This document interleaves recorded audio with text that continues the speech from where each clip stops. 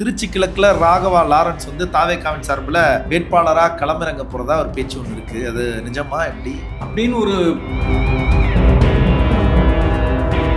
ஒரு பொதுவா அதிகாரிகளோட இணக்கமா இன்றைக்கு இருக்கிற தாவேகாவுடைய அமைச்சர்கள் இல்லை அப்படின்னு நீங்க நினைக்கிறீங்களா? நோ கமெண்ட்ஸ் மினிஸ்டர்னா யாருன்னு தெரியும். ஸ்ரீநாத்தை சொல்றீங்க. தூத்துக்குடியை வந்து துறைமுக நகரமா மாற்றுறதுக்காக போராடிட்டு இருக்கிறார்.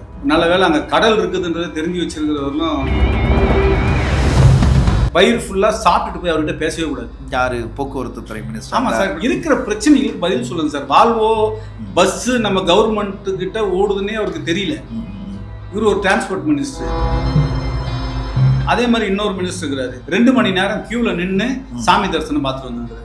அறநிலையத்துறை அமைச்சர் ரமேஷ் சொல்றீங்க. நான் கேட்கிறேன், ஒருத்தருக்கு புரோட்டோகால் இருக்கு சார், மினிஸ்டருக்கு நிறைய வேலை இருக்கு சார். அவர் ஏன் சார் 2 மணி நேரம் நின்று பார்க்க வேண்டிய அவசியம் அவர் கிடையாதுன்னு சொல்றேன் நான்.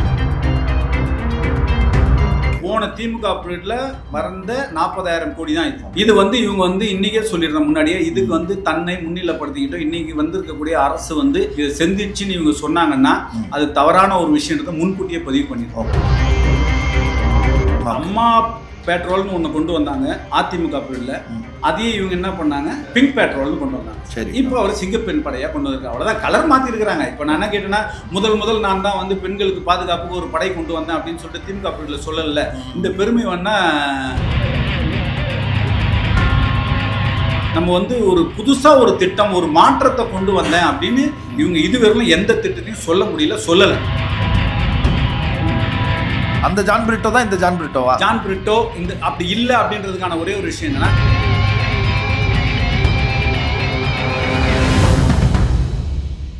திங்க் தமிழா நேயர்களுக்கு வணக்கம். இன்றைக்கு நம்மோடு உரையாட வந்திருப்பது வழக்கறிஞரும் சமூக ஆர்வலரும் அரசியல் விமர்சகருமான திரு விஜயகுமார் அவர்கள். வாங்க பேசுவோம். வணக்கம் சார், நல்லா இருக்கீங்களா? வணக்கம், நல்லா இருக்கு. சமீபத்தில் தாவேகா ஆட்சி அது சார்ந்து நிறைய விமர்சனங்கள் போய்கிட்டு இருக்கு. குறிப்பா மின்வெட்டு மக்களை ரொம்பவே ஒரு பாதிப்புக்குள்ளாக்குது. அதை நீங்கள் எப்படி பார்க்குறீங்க? தாவேகா தரப்புல இருந்து இது வந்து எதிர்க்கட்சிகளுடைய திட்டமிட்ட சதி அப்படிங்கிற மாதிரியான ஒரு சமாளிப்பு சொல்கிறாங்க. இதை நீங்கள் எப்படி பார்க்குறீங்க? ஆட்சி வந்து தாவேகா கையில் இருக்குது சார். ஒருவேளை திட்டமிட்ட சதி. என்ன கேட்குறேன்னா, ஃபீஸ் கேரியர் பிடுங்குறாங்க, அதனால வந்து மின்சார தடைன்னு சொல்கிறாங்க. போலீஸ் யார்கிட்ட சார் இருக்கு? எடுத்துமா எல்லார் மேலேயும் கேஸ் போடுங்கன்ற. யாராக இருந்தாலும், யார் வேணாலும் இருக்கட்டும், ஒரு ஃபீஸ் கேரியர் போடுறான், அவங்களுக்கு வந்து ஒரு பப்ளிக்கு இடையூறு, மின்சாரம் வரக்கூடாது அப்படின்றதுக்காக வந்து தடை செய்கிறாங்க. அப்படின்னும் போது அது வந்து ஒரு பெரிய குற்றம் தானே. அந்த குற்றத்தை யார் செய்கிறாங்களோ அவங்கள வந்து பிடிங்க, கைது பண்ணுங்க, அவங்களுக்குரிய தண்டனை வாங்கி கொடுங்க. கட்சி உங்ககிட்ட தானே இருக்கு, நீங்கள் அதுதானே பண்ணணும். போலீஸ் உங்ககிட்ட இருக்கு, அதுக்கான வேலையை நீங்க பாருங்க. அதை விட்டு பழி இன்னும் திரும்பி திமுக மேல போறது வந்து அது சரியா. இது வந்து ஃபீஸ் கேரியர் திருட்டு மட்டும்தான் காரணமா? இப்படியான தமிழகம் முழுக்க இந்த மின்தடை பிரதானமா இருக்கு, எல்லா இடங்களையும் இப்படியான ஃபீஸ் கேரியர் திருட்டு போது, அதுதான் இதுக்கான காரணமா? இல்லை நிர்வாகத்தில் எதுவும் சிக்கல் இருக்குன்னு நினைக்கிறீங்களா? சார், நம்ம ஏற்கனவே போன முறையே பேசியிருக்கோம் சார். அதிகாரிகள் வந்து சரியா இல்லை, அதிகாரிகளை அனுசரிக்கல அப்படின்னா கண்டிப்பா எந்த ஒரு அரசாங்கமும் வந்து ட்ரெயின் மாதிரி சார் 2 சக்கரமும் வந்து நேரா போகணும். அதாவது அரசியல்வாதியும் அதிகாரிகளும் ஒருங்கிணைச்சா மட்டும்தான் அந்த ட்ரெயின் கரெக்டா ஸ்மூத்தா போகும். நீங்க அதிகாரியை வந்து மிரட்டுற தோணியில நான் வந்து எம்எல்ஏ, நான் வந்து எம்பி, நான் வந்து அரசியல்வாதின்னு போனீங்க அப்படின்னா ஒழுங்காவே இருக்காது சார். நீங்க அரசியல்வாதி வந்து கண்டிப்பா சொல்ற அதிகாரிகளை அனுசரிச்சு தான் போகணும். அதிகாரிகளை அனுசரிக்கல அப்படின்னா எனக்கு என்னன்னா அதிகாரி இருப்பான், அவ்வளவுதான். சரிங்களா? அதனால ஒரு ஃபீஸ் கேரியர் புடுங்குறதால கண்டிப்பா ஏப்ரல் மேல உங்களுக்கு மின் தடை பகிர்மானத்தில் பிரச்சனை இருக்கும் சார். அதாவது மின் தடைன்றதுனா பகிர்மானத்தில் பிரச்சனை இருக்கும். அதை கரெக்டாக டைவெர்ட் பண்ணணும், அவ்வளோதான். சின்ன விஷயம் இருக்குமே தவிர அதை கண்டிப்பாக சரி பண்ணி தான் ஆகணும். சின்ன குறைகளை தான், ஆமாம் இந்த குறை இருக்குது, தீர்க்கிறேன் அப்படின்னு சொல்லிட்டு சம்மந்தப்பட்ட அதிகாரிகள் பேசினாலே வந்து கொஞ்சம் பப்ளிக் வந்து சாந்தமாகிறதுக்கான வாய்ப்புகள் நிறைய இருக்குது சார். பழியை இன்னொருத்தர் மேலே போட்டுக்கிட்டே போக முடியாது சார். எவ்வளோ நாள் போட முடியும்? ஒரு பொதுவாக அதிகாரிகளோட இணக்கமாக இன்றைக்கு இருக்கிற தாவேகா அவனுடைய அமைச்சர்கள் இல்லை அப்படின்னு நீங்க நினைக்கிறீங்களா? அப்படி இல்லை சார். ஏற்கனவே ஒரு தொகுதியில் ஒரு எம்எல்ஏவா இருந்தவர், ஒன்று திமுக எம்எல்ஏ இல்லை அதிமுக எம்எல்ஏ அப்படின்றது மாறி இருந்திருக்கிறாங்க. அவங்க எப்படி, அவங்களோட கேரக்டர் என்ன அப்படின்றது எல்லாமே தெரியும். இந்த ஆட்சி என்ன அப்படின்றது தெரியும். நேரடியாக போய் பேசிடுவாங்க, அவங்களோட ஒர்க்கை பார்த்துட்டு. இப்போ இன்னைக்கு வந்திருக்கிறவங்க எல்லாம் புதுமுகங்கள் சார். அவர் யாருன்னே தெரியல. முதல்ல ஒரு எம்எல்ஏ வந்தார்னா அவர் எம்எல்ஏன்னு தன்னை அறிமுகப்படுத்திக்கிற மாதிரி இருக்க தவிர நான் தான் எம்எல்ஏ அப்படி ஒரு எம்எல்ஏன்றது யாருக்கும் தெரியல. சரி, முதல்ல தன்னை அறிமுகப்படுத்திக்கணும், அதிகாரிகள்கிட்ட உட்காரணும், பேசணும், ஏன் தொகுதியில் இந்த பிரச்சனை இருக்குது, சரி பண்ணணும், அதுக்கு என்ன பண்ணணும்னு கேட்டாலும் அதிகாரிகளே அவங்களுக்கு நல்ல பேர் வாங்கி கொடுத்துருவாங்க சார். ஓகே, அவ்வளோதான். இப்போ இருக்கிற தாவேகாவுடைய மினிஸ்டர்ஸ் அவர்களுடைய அந்த நடவடிக்கைகள் நிறைய பேர் முக்கியமான இடங்களுக்கெல்லாம் போய் ஆய்வுகள் பண்ணுறாங்க. இப்போ பரபரப்பாக சில விமர்சனங்கள் இருக்குது. அதே நேரத்தில் மக்களும் அதை பார்த்துக்கிட்டு இருக்காங்க. ஏன்னா இப்படிலாம் செயல்பாடுகளில் பயங்கரமாக தீவிரமாக இருக்காங்களேன்ற மாதிரி பார்க்குறாங்க. நீங்கள் எப்படி இந்த அமைச்சர்களுடைய செயல்பாடுகளை பார்க்குறீங்க? சார், யாருக்குமே இல்லாத ஒரு ப்ரிவிலேஜ் வந்து இன்னைக்கு இருக்கக்கூடிய சிஎம்க்கு இருக்கு சார். விஜய்க்கு ஒரு பெரிய ப்ரிவிலேஜ் இருக்கு சார். காரணம் என்னன்னா, ஒரு விமர்சனங்களே வச்சாலும் அந்த விமர்சனத்துக்கு பதில் இவர் சொல்லணும்னு அவசியமே கிடையாது. இவருக்கு வாக்களிச்ச பப்ளிக்கே சொல்லிடுறாங்க, அவர் புதுசு, அவர் வந்திருக்காரு, அவர் கொஞ்ச நாள் விடுங்க, அவர் வந்து பண்ணிடுவாரு. இந்த ஒரு ப்ரிவிலேஜ் வந்து எவ்வளவு நாள் இருக்கும்லாம் சொல்ல முடியாது சார். இவருக்கு வாக்களிச்சவங்க இவருக்கு சப்போர்ட் பண்றவர்ல தான் இருக்கும். அவங்க ஒரு கட்டத்துல வந்து அதை இழந்துட்டாங்கன்னு வச்சுக்கலாம், ஒண்ணுமே பண்ண முடியாது.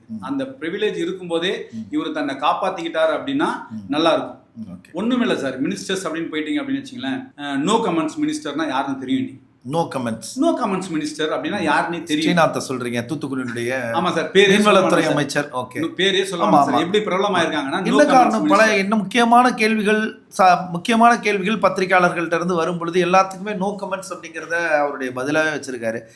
எவ்வளவு நாட்களுக்கு இதே பதில வச்சு சமாளிச்சிட முடியும்னு நினைக்கிறீங்க? ஆமா சார், அவர் வந்து எப்படின்னா தூத்துக்குடியை வந்து துறைமுக நகரமா மாத்துறதுக்காக போராடிட்டு இருக்கிறாரு. ஏற்கனவே அது வந்து சிஎம்ஏ சொல்லியிருக்காருன்னு வேற சொல்லியிருக்கிறாரு. நல்ல வேலை அங்க கடல் இருக்குதுன்றது தெரிஞ்சு வச்சிருக்கிறவர்களும் சந்தோஷப்பட்டுக்கணும்.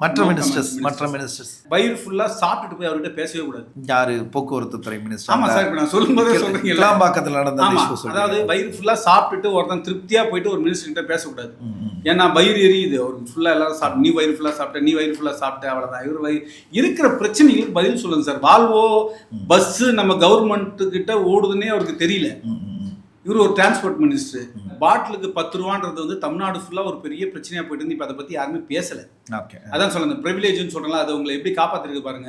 லாஸ்ட் டைம்ல பாட்டிலுக்கு 10 ரூபா இவரு தான் போய் பாட்டே வந்தாரு. அந்த 10 ரூபா ஏன் வாங்குறோம்னு சொல்லிட்டு இப்போ இவங்க விளக்கம் கொடுத்துட்டாங்க. அதனால அவங்க சபாதம் ஆயிட்டாங்க, அவ்வளவுதான். எதனால அந்த 10 ரூபா வாங்குறாங்கன்றது இப்போ ஓகே. இப்போ யாரும் 10 ரூபா ஏன் எக்ஸ்ட்ரா வாங்குறத பத்தி யாருமே பேசுறது கிடையாது, சரிங்களா? அதே மாதிரி இன்னொரு மினிஸ்டர் இருக்கிறாரு, 2 மணி நேரம் கியூல நின்னு சாமி தரிசனம் பார்த்துட்டு வந்துருக்காரு. அறநிலையத்துறை அமைச்சர் ரமேஷ் சொல்றீங்க. நான் கேக்குறேன், ஒருத்தருக்கு புரோட்டோகால் இருக்கு சார், மினிஸ்டருக்கு நிறைய வேலை இருக்கு சார்.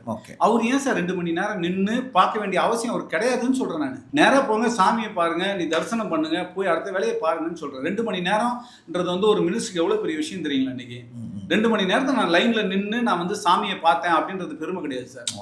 உனக்கு இருக்கிற புரோட்டோகால், மக்களோட மக்களா நிக்கிறாரு, எனக்கான அதிகாரத்தை நான் பயன்படுத்திக்கல, மக்களோட மக்களாக நின்று நான் சாமியை தரிசிக்கிறேன் அப்படின்னு சொல்றது ஒன்றும் தவறு இல்லைல்ல? தவறு இல்லைன்னு கிடையாது. அதை நம்ம ஒரு உதாரணமா கூட பார்க்கலாம்ல. ஒரு பிரச்சனைகளை மக்கள் கூட நின்று சந்திக்கலாம் சார். ஓகே, நிறைய பிரச்சனைகள் இருக்குல்ல. இவர் ஒரு மினிஸ்டர், ஒரு எம்எல்ஏ கிடையாது, ஒரு மினிஸ்டர். அவருக்கு வந்து தமிழ்நாடு ஃபுல்லா போக வேண்டிய வேலை இருக்கு. 2 மணி நேரம் நான் கோவில் தரிசனத்துக்கு செலவு பண்ணன்றதே வந்து என்ன பொறுத்தவரை தவறான விஷயம் தான் சார். அவ்வளவு நேரம் வேஸ்ட் பண்ணுங்க, புரோட்டோகாலுக்கு நேரம் போங்க, சாமி கும்பிடுங்க. இந்த மாதிரி மினிஸ்டர்ஸ் மேல வைக்கப்படுகிற விமர்சனங்கள் எல்லாம் தமிழ்நாட்டுக்குள்ள சின்ன சின்ன விமர்சனங்கள் தான். அதனால தமிழ்நாட்டுக்கு ஒரு பெரிய இழப்பு இல்லை. ஆனா தொழில்துறை அமைச்சராக இருக்கிற கீர்த்தனாவின் மீது வைக்கப்படுகிற விமர்சனம் இருக்கு இல்லையா, அது தமிழ்நாட்டுடைய பொருளாதாரத்திற்கே ஒரு பெரிய அச்சுறுத்தலை கொடுக்குது அப்படிங்கிற மாதிரி பேசுறாங்க, விமர்சிக்கிறாங்க. தொழில்துறை அப்படின்னு பாத்தீங்கன்னா, இது வந்து நீங்க சொன்ன மாதிரி இது வந்து நம்ம நாட்டோட, இது வந்து ஒரு தொகுதி சம்பந்தமான பிரச்சனைகள், அதை விட்டுடுங்க. இது வந்து மாநிலத்தினுடைய பிரச்சனை. தொழில்துறைன்றது வந்து ரொம்ப பெரிய விஷயம் சார். இவங்க வந்து 10 லட்சம் கோடிக்கு மேல இழந்திருக்கோம் சார். நம்ம சென்னை ப்ராஜெக்ட், ஒசூர் ப்ராஜெக்ட், அதுக்கப்புறம் பாத்தீங்கன்னா அதானி, ரிலையன்ஸ், என்ஃபீல்டு, இது மாதிரி நம்ம குறைஞ்சது 10 லட்சம் கோடிக்கு மேல நம்ம வந்து இழப்பை சந்திச்சிருக்கோம். நம்ம வர முதலீடுகளை இழந்திருக்கிறோம். அப்பட்டமா சொல்லணும் அப்படின்னா, இன்னைக்கு 10 லட்சம் கோடி இழந்துட்டோன்றது ஒரு பக்கம், அதை விட்டுடுங்க. அடுத்த மாசத்துல ஒரு 40,000 கோடி முதலீட்டுல சவுத் கொரியால இருந்து ஒரு தொழில் வந்து இப்போ நம்ம தூத்துக்குடியில வந்து ஸ்டார்ட் பண்ண போறாங்க. ஓகே, இப்போ இது என்ன பண்ணுவாங்க அப்படின்னா, இவங்க கட் அண்ட் பேஸ்ட் பாலிசியில் இருக்கிறதால இந்த 40,000 கோடி வந்து முதலீடு நான் கொண்டு வந்தேன் அப்படின்னு சொல்லிட்டு இவங்க கீர்த்தனா மினிஸ்டர் வந்து கண்டிப்பா இதை வந்து ஒரு பெரிய பிரகடனப்படுத்துவாங்க. இது யாருடைய இது முன்னெடுப்புனால நடக்க திமுக ஆட்சியில முதலீட்டாளர்கள் மாநாட்டுல கையெழுத்து ஆயிடுச்சு. போன திமுக பீரியட்ல வந்த 40,000 கோடி தான் இது.